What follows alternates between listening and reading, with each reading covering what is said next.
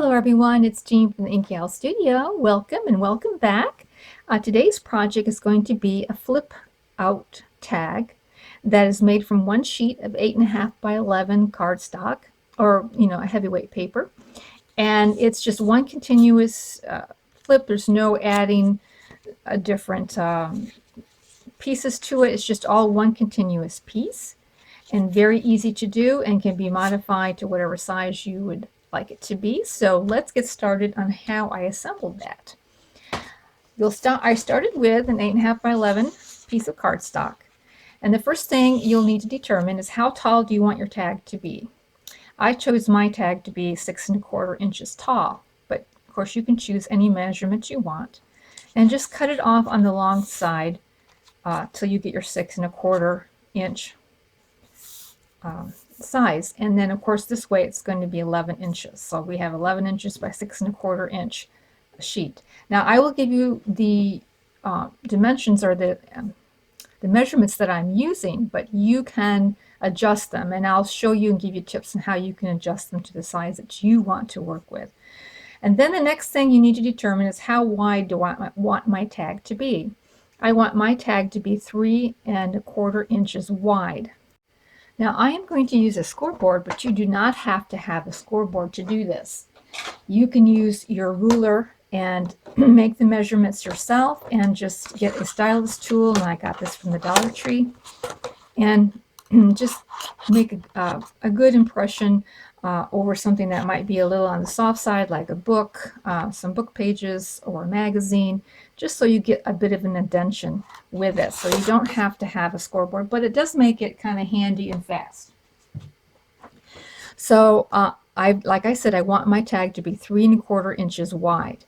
So the first measurement here is going to be 1/4 inch shorter than the width I want. So I'm going to go for 3. So that first one down here is going to be 3 inches. Then I will put in my 3¼ one. 1, 2, 3¼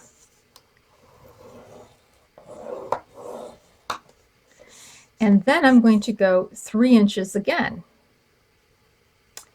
And I'm going to move this over slightly so I can get to my 3 inches right here. 1, 2, 3.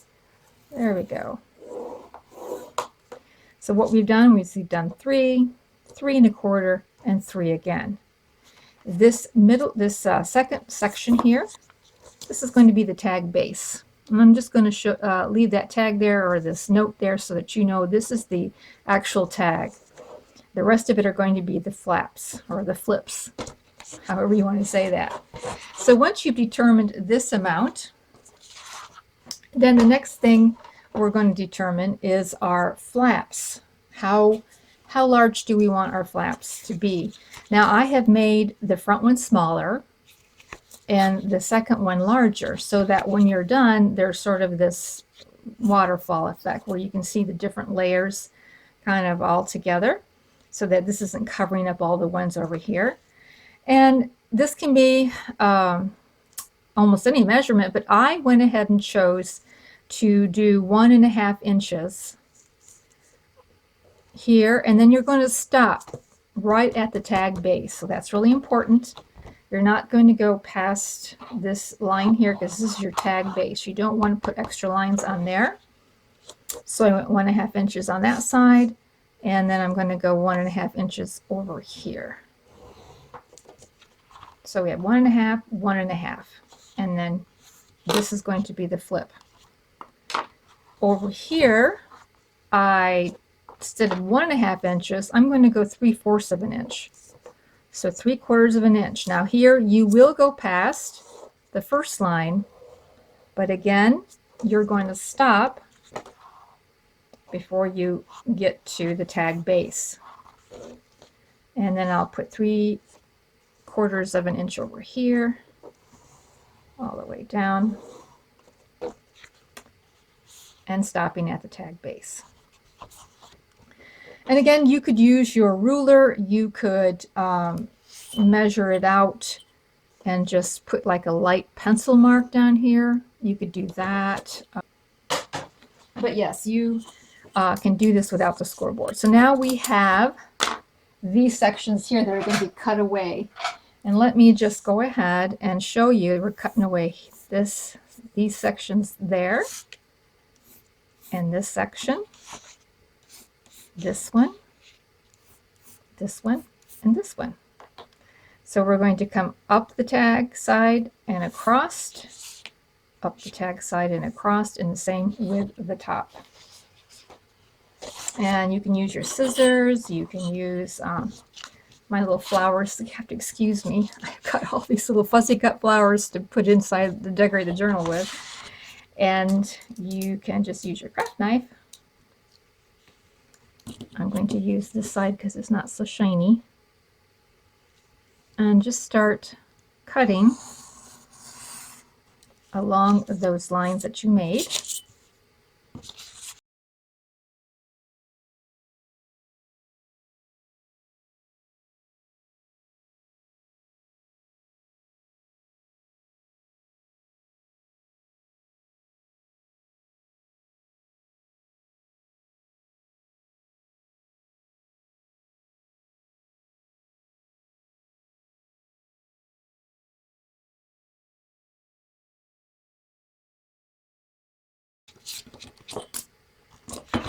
Okay, now that you have cut away all of those sections, now you have your flips. So we're going to fold this one in, this one in. Now the reason that we made these 3 inches instead of 3 1/4 was so that we have a lot of room here, that it doesn't interfere with the fold. Right, you don't want to be right at the fold because it would just buckle. But we've allowed plenty of room, and you can even make this 3 1/8 if you want to get even closer to that. You can make it 3 1/8 rather than 3 inches. So you could do that. And this one's going to fold out like so. So now you have your card, your tag, your flip tag base. We're going to go ahead and put in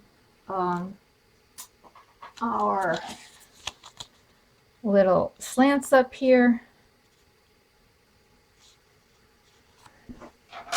so that it has a tag look to it, which of course you don't have to do that either, but you just may as well if you want the tag look. There we go. So now we have this little guy. He's all ready to decorate. Now what I ended up doing was I ended up taking a little bit more off of here, just because I wanted it to be a little shorter to allow more viewing of what the paper that's going to be placed here. So, but you don't have to. I'm just going to cut off a little bit. And this is actually a good time to maybe use your decorative scissors on there, because sometimes that does take a little extra width if you want to use decorative scissors. So I'm just going to do it like so. Just take off a little bit like that. Okay, now for decorating it, I have chosen here these papers here, and these are from Ephemera's Garden. I think it's called Endless Summer. And I'll put a link to her shop. And I reduced the pages down. These are like 5 by 7. I printed them out 5 by 7s rather than the full page. And then this is also from her shop as well. And so I chose decorative paper, but I also wanted to choose a coordinating paper that was not too busy, to give places for writing, to give a little rest to your eye, that type of thing. Now what you can do is you could cover this all the way to the edge, and you could just sit here and trace it out, or glue it on and cut around it, but I want to leave a little border around it. I like the look of the border sometimes. Sometimes it's just kind of fun. This cardstock here is a file folder from the Dollar Tree, and I just chose their colored ones, and it makes great tags. The weight of that paper, it's like a good cardstock. So I kind of like that look a little bit, so that's what I'm going to go for here. So I just merely am going to measure out the size of my tag, which is, of course, it's 3 1/4 by the 6 1.25. So I will cut my decorative paper like 1/4 of an inch smaller. So it'll be 3 by 6 will be my decorative paper, and that'll give me like 1/8 of an inch border all the way around. Now in decorating it, I like to kind of layer my papers out before I actually glue them in. And I want to see what it's going to look like when it's folded up. So I'm putting my base one in. I am going to put something that's contrasty or something that's just a little different than the base, so that each layer has a little bit of something that is not quite the same as the other papers, just to kind of give it a variety. And this here. Okay, so that way when I look at it, I can see that there's going to be some variety. And actually these little pockets are going to be down here at the bottom. So that gives me an idea of what it's going to look like before I glue it in, and I can choose my papers that way. Just a little tip there. Now on the very inside, on this one that I made, I just put a vellum pocket in there because I thought it'd be really cute to see the little fairy slip down inside. But for this one, I'm going to put sort of a stacked pockets. So these are the width of my tag paper, which is like 3 inches. And then it's about a little like 1 inch and, yeah, 1.75 inches tall. Made both of them. And I will eventually be gluing them in like so here on the bottom. And as far as the closure goes, we'll probably do something a little different with this closure. On this one, I put in a little eyelet, tied in a little skinny ribbon in it, so that you could just wrap it around like that and tie a bow.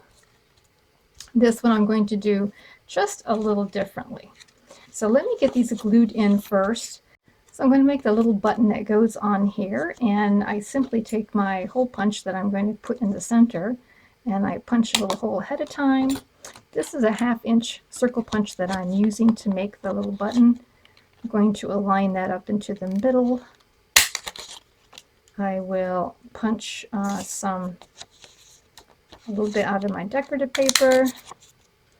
And then when I glue these two together, I'll know to go back in and punch in that hole, and everything will be aligned up. So that's how I make the little buttons, just in case you're curious. And here's one that I made ahead of time. And I'm going to put this on the front like so. Let me mark where that circle is at, so I'll know where to put my hole punch. Right about there. And I'm not going to be too fussy about this. I am just going to take my brad. I'm going to put it right inside my button, inside the hole. And I'm basically just going to leave the brad open like this. Now you can, of course, wait to glue this paper down and hide your brad if you want to. And then I'm taking my cording and just doing that, tying this around like so.